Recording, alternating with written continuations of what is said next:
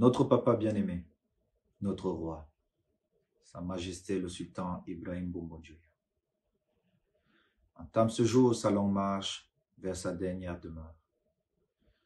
Je me joins aux prières du peuple Bamoun en particulier et à celles du peuple camerounais en général, au moment de cette douloureuse séparation. À titre personnel, je suis doublement attristé.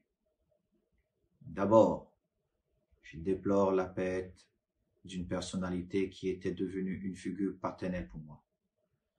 Le sultan m'a gratifié de son affection et de sa considération, allant jusqu'à m'élever au prestigieux rang de notable de son royaume.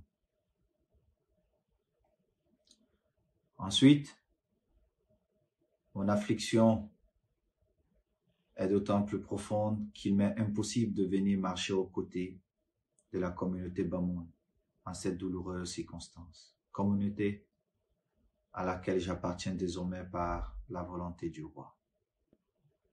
Si je ne peux être physiquement présent aux côtés de la grande famille éplorée en ce jour mémorable, je serai en communion avec elle et avec notre peuple dans sa globalité en dépit de la distance.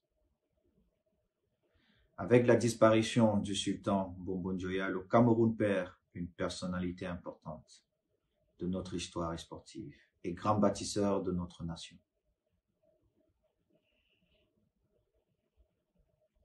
Il me reste à prier le Très-Haut, notre Dieu Tout-Puissant, d'accueillir le sultan Ibrahim Bombodjoya auprès de lui.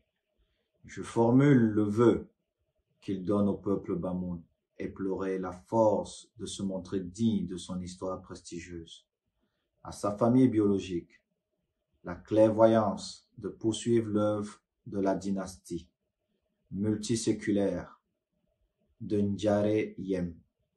Enfin, j'adresse à mon frère Seydou mes sincères condoléances. Je lui souhaite beaucoup de courage face à l'épreuve. Merci pour tout, cher papa.